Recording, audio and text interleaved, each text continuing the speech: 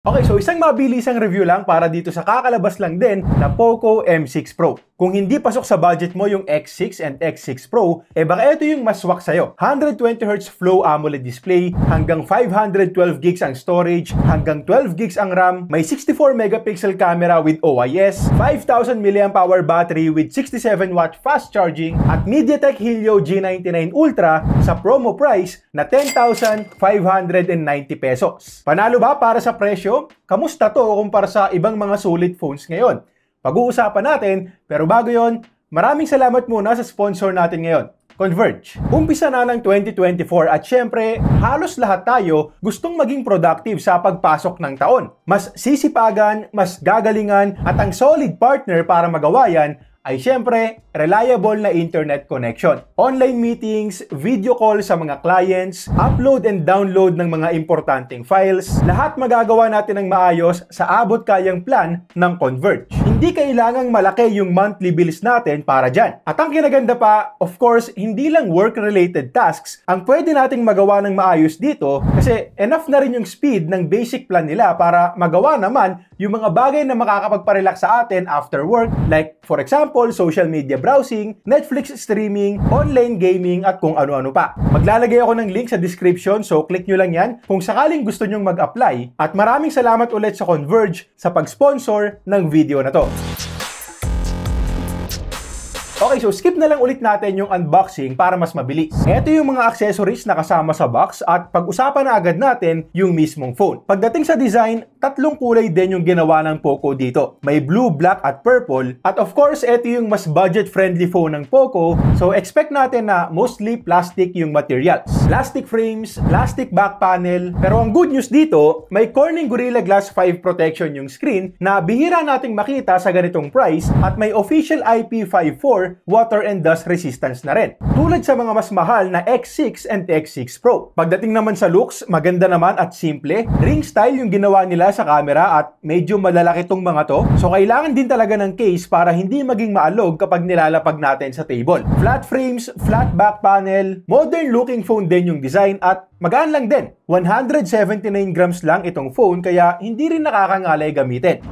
Now, isa sa mga pinagmamalaki ng Poco sa X6 series phones nila ay yung display. At good news kasi ganun din dito sa mas affordable na M6 Pro. Well, hindi siya kasing liwanag at mas mataas din ng konti yung resolution ng X6 series. But still, for the price, sobrang ganda pa rin ng display dito. 6.67-inch Flow AMOLED panel na rin kasi yan. Kaya kung makikita nyo dito, sobrang nipis lang din ng side bezels. Kahit yung chin or yung bottom part, manipis lang din. Ang lakas maka flagship phone ng dating at premium talagang tignan. Dagdag pa natin dyan yung in-display fingerprint sensor na dating makikita lang din sa mga mas mahal na phones na hindi naman chipipay kasi nung tinest ko, mabilis at accurate din. Full HD Plus din naman yung resolution dito at sa totoo lang, hindi rin naman masyadong halata yung extra sharpness or yung lamang ng X6 and X6 Pro dito kasi sa ganitong size, sharp na ring tignan ang Full HD. Pagdating sa brightness, maliwanag pa rin. Hanggang 1300 nits pa rin kasi yung peak brightness, so visible pa rin outdoors. At kung ikukumpara sa mga kapresyong phones,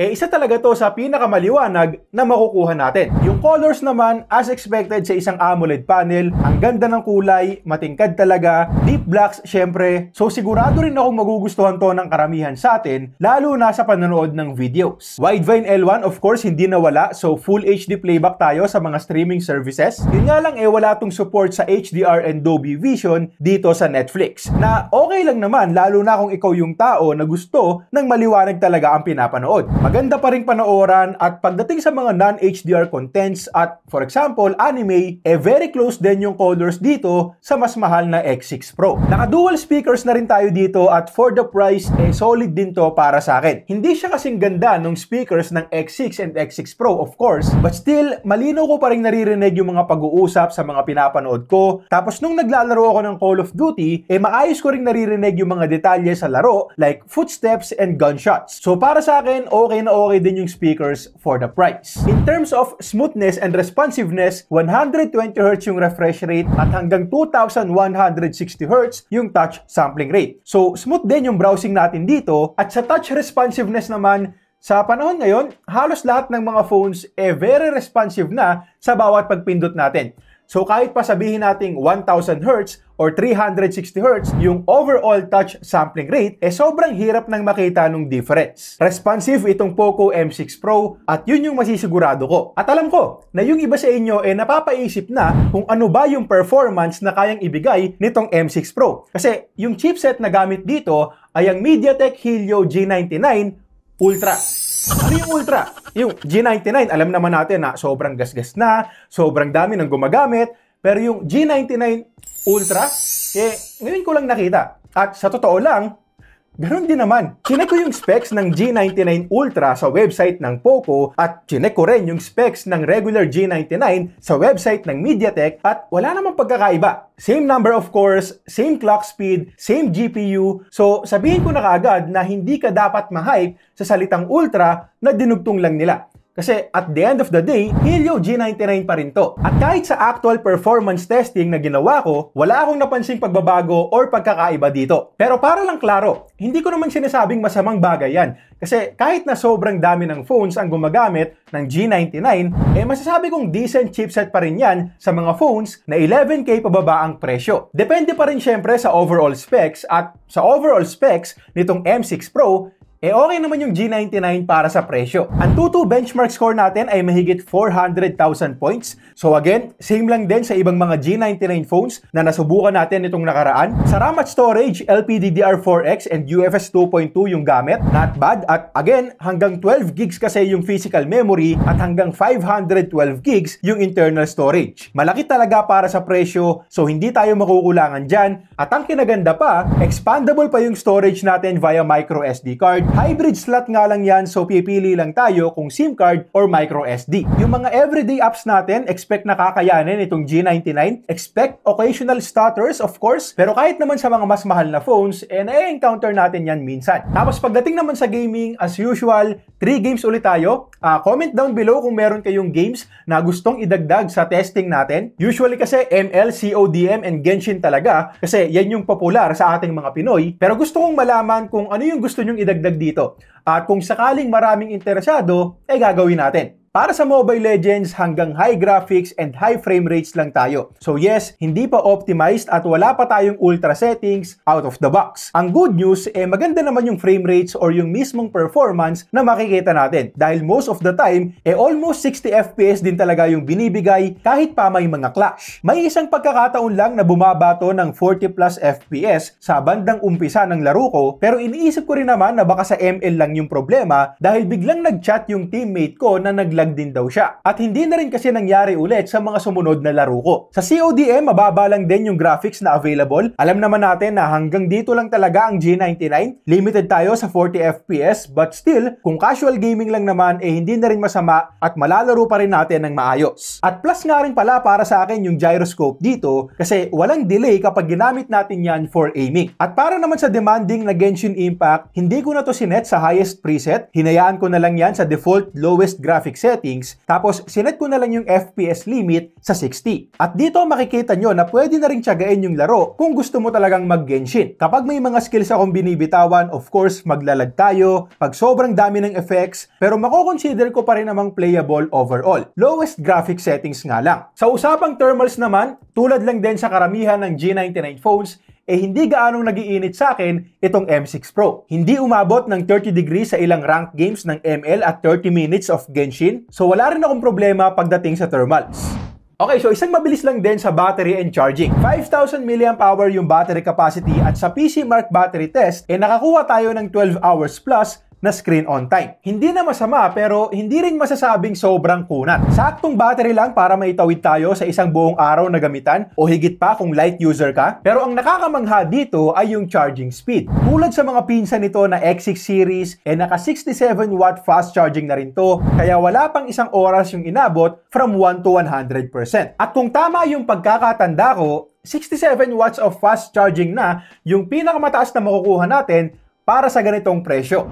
Para naman sa camera performance, meron din tayong 64 megapixel main shooter with OIS, may 8 megapixel ultra-wide din, 2 megapixel macro, and 16 megapixels na selfie cam. Basically, same set of cameras din sa X6 and X6 Pro, pero syempre iba rin yung image processing dito So eto yung mga nakuha naming photos. Dito sa main camera, I would say na decent for the price yung mga kuha. Good amount of details naman for the price. Yung colors okay din. May pagka-natural yung looks. Tapos kung gusto mong i-boost pa ng konti yung kulay para maging mas kapansin-pansin, pwede mo ring i-turn on yung AI. Napansin ko nga lang na may pagka-over-sharpened yung ilang mga photos na nakuha namin, lalo na dito sa buwan. So hindi siya perfect at obviously hindi talaga papantay sa quality na kayang ibigay ng mas mataas na phones like the X6 series. Pero for the price, hindi na rin talaga masama, lalo na kung pang-post lang naman sa social media. Yung ultra-wide naman, soft yung kuha to be honest. Hindi kagandahan at hindi rin ganun ka-detailed, pero take note na yung ibang mga phones na kakompetensya nito ay wala namang ultra-wide camera. Yung iba ang nilalagay AI lens lang. So at least dito sa M6 Pro meron tayong extra camera na mas mapapakinabangan kumpara dun sa AI lens na nilalagay ng iba. Tapos pagdating naman sa selfies, okay sa akin yung colors. Pinapaputi tayo ng konti pero right amount lang para magmukha pa ring natural yung kulay. Medyo soft as expected, lalo na pag wala masyadong liwanag. Pero in good lighting conditions naman, makakakuha tayo ng decent photos. Okay, so eto naman yung video quality gamit ng front-facing camera nitong Poco M6 Pro.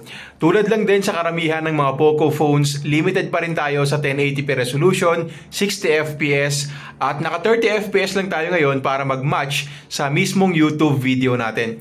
Pagdating sa quality, hindi ganun kaganda pero considering the price na 10,000, 11,000 pesos, hindi na rin masama. Nagustuhan ko yung kulay, natural yung looks dito, natural yung skin tones. So siguro make sure na lang din na meron tayong proper lighting para makakuha tayo ng mas maayos na quality. Medyo makipot lang yung framing natin dito pero dahil naman yan sa EIS or sa stabilization. At gamit ko rin ngayon yung built-in microphone, so let me know na lang din sa comment section kung okay sa inyo yung parehong audio at video.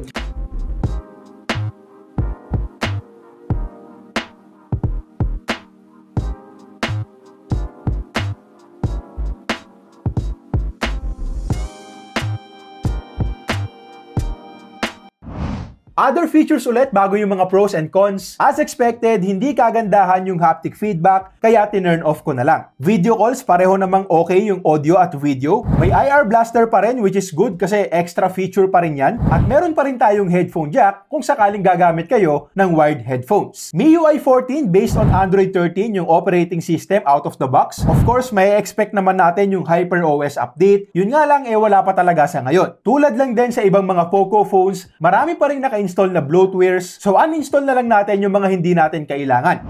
Okay, so available na online itong Poco M6 Pro. At ang presyo, 11,999 pesos para sa 8256 at 13,999 naman para sa 12,512. Of course, may early bird promo pa ang Poco. So from January 11 to January 18, pwede na lang natin itong makuha for 10,590 to 12,590 pesos. Pros and cons as usual. Para sa mga pros, unang-una syempre yung Flow AMOLED display. Sobrang panalo ng display for the price, colors, brightness, smoothness, and responsiveness. Taob yung karamihan sa mga phones na kakompetensya nito. Battery life is not the best pagdating sa mga G99 phones, pero good enough pa rin naman para maitawid tayo sa isang buong araw at kayang-kayang dalhin nung 67 watts na fast charging. RAM and storage natin malaki rin. Camera performance is decent for the price. Solid yung dual speakers, may IP54 rating and Gorilla Glass 5. Tapos yung performance naman ng Helio G99 Ultra para sa akin